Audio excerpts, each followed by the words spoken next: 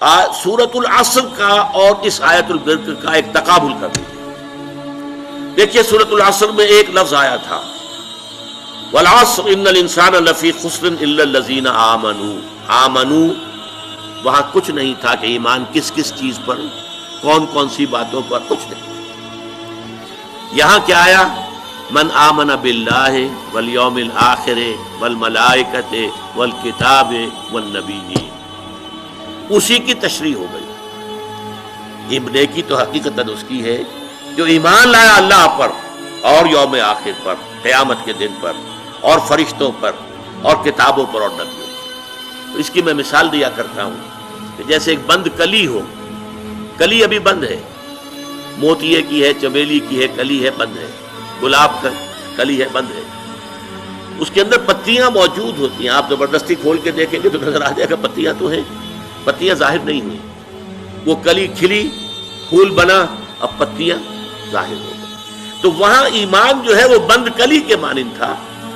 ان الانسان لفی خسر الا الذین آمنوا. لیکن اس ایمان کی کلی کے اندر جو 5 پتیاں موجود تھی وہ کھل گئی یہاں پر آ کر. وَلَٰكِنَّ الْبِرَّ مَنْ آمَنَ بِاللَّهِ وَالْيَوْمِ الْآخِرِ وَالْمَلَائِكَةِ وَالْكِتَابِ وَالنَّبِيِّينَ. تفصیلی بحث اس پر بعد میں ہوگی. اس کے بعد وہاں لفظ کیا تھا؟ وَعَمِلُوا الصَّالِحَاتِ. اس عمل الصالحات کے اب یہاں پر 4 شاخیں آ رہی ہیں. اس کی تمثیل بہترین میرے نزدیک ہے کہ درخت کا ایک تنا ہے، اس میں ایک شاخ نکلی، دوسری نکلی، تیسری نکلی، چوتھی نکلی، 4 شاخیں. عمل صالح کی 4 شاخیں آ رہی ہیں جو یہاں پر آ رہی ہیں. سب سے پہلی کیا ہے؟ وَآتَى الْمَالَ عَلَىٰ حُبِّهِ ذَوِي الْقُرْبَىٰ وَالْيَتَامَىٰ وَالْمَسَاكِينَ وَابْنَ السَّبِيلِ وَالسَّائِلِينَ وَفِي الرِّقَابِ. اس کا ایک جامع لفظ لائیں گے تو انسانی ہمدردی. سب سے پہلا جو ہے، پہلی شاخ، اہم ترین شاخ انسانی ہمدردی ہو کہ انسان کسی کو دکھ میں دیکھے تو خنجر چلے کسی پہ، تڑپتے ہیں ہم امیر، سارے جہاں کا درد ہمارے جگر میں ہے. اسی کو ہمدردی کہتے ہیں. ہمدردی کیا معنی؟ ہم جماعت، ہم عصر، ایک زمانے کے لوگ، ایک جماعت میں پڑھنے والے طالب علم، ہم جماعت، ہمدرد، جن کا درد کامن ہوتا ہے. تکلیف آپ کو ہو رہی ہے، میں بھی محسوس کر رہا ہوں اس تکلیف کو اپنے دل میں. اس کا نام ہمدردی ہے.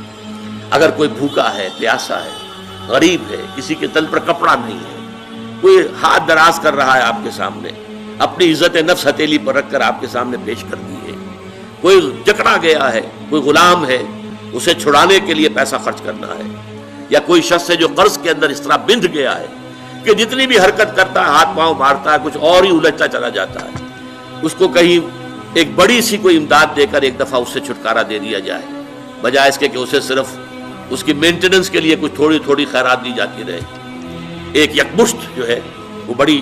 یہ سارے ہیں وَلَٰكِنَّ الْبِرَّ مَنْ آمَنَ بِاللَّهِ وَالْيَوْمِ الْآخِرِ وَالْمَلَائِكَةِ وَالْكِتَابِ وَالنَّبِيِّينَ. اور عمل صالح میں سب سے پہلے مقدم ترین، یہ بڑی اہم بات ہے، اس پر تفصیل سے گفتگو ہوگی بعد میں.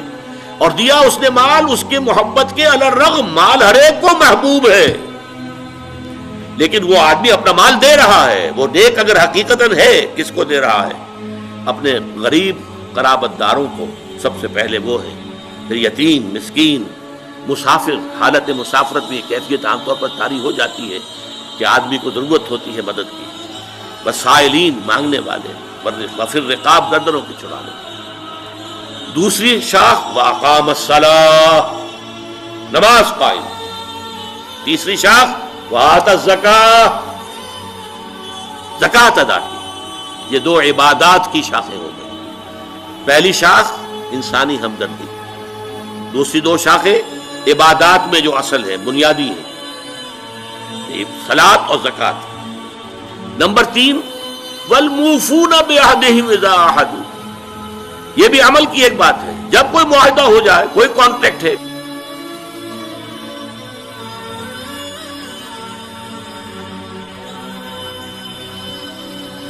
کوئی پرومس ہے، اس کو پورا کرنا. اس میں سٹریم لائننگ ہو جاتی ہے، اس لیے کہ تمام معاملات جو انسانی ہیں وہ معاہدے کے بل پر چلتے ہیں، کانٹریکٹ کے بیسس پر چلتے ہیں. کوئی بڑا بلڈنگ کا کام ہے، کوئی بڑا کاروبار ہے، کانٹریکٹ ہے، سپلائی کا کانٹریکٹ ہے وغیرہ، امپلائی کانٹریکٹ ہے، یہ کانٹریکٹ ہے.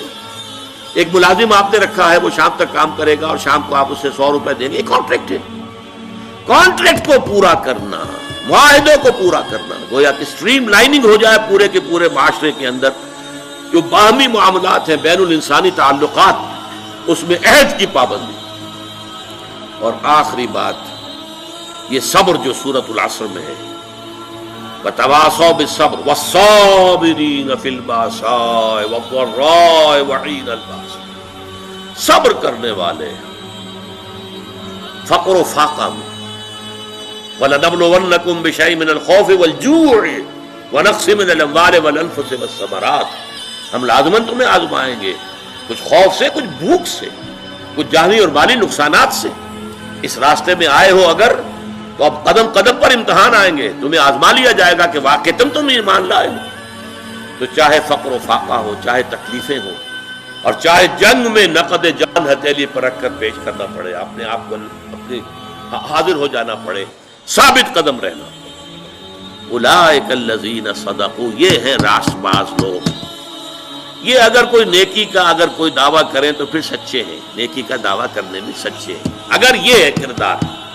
اب یہ پوری انسانی شخصیت کا حجولہ سامنے آیا ہے، یہ تمام چیزیں اگر کسی شخصیت میں موجود ہیں، ایک پوری کردار نگاری جو ہے اس آیت کے اندر ہو گئی ہے۔ وَأُولَٰئِكَ هُمُ الْمُتَّقُونَ، اور یہی لوگ متقی ہیں۔ تمہارا تصور تقویٰ کچھ اور ہے، خاص وضاقتہ ہو، خاص لباس ہو، خاص انداز ہو اٹھنے بیٹھنے کا، تو بس وہ فلاں شخص بڑا متقی ہے۔ متقی یہ ہے جس میں یہ سارے اوصاف ہیں، یہ ہے ایک جامع شخصیت۔ اور واقعہ یہ ہے نیکی کے موضوع پر یہ قرآن حکیم کا جامع ترین مقام ہے نیکی کی اصل حقیقت کو سمجھنے کے لیے، اور یہ کہ اس کے اوپر واقعتاً قرآن کا تصور نیکی کا کے موضوع پر صرف اس ایک آیت کی روشنی میں مکمل تصنیف کی جا سکتی ہے، مکمل کتاب لکھی جا سکتی ہے۔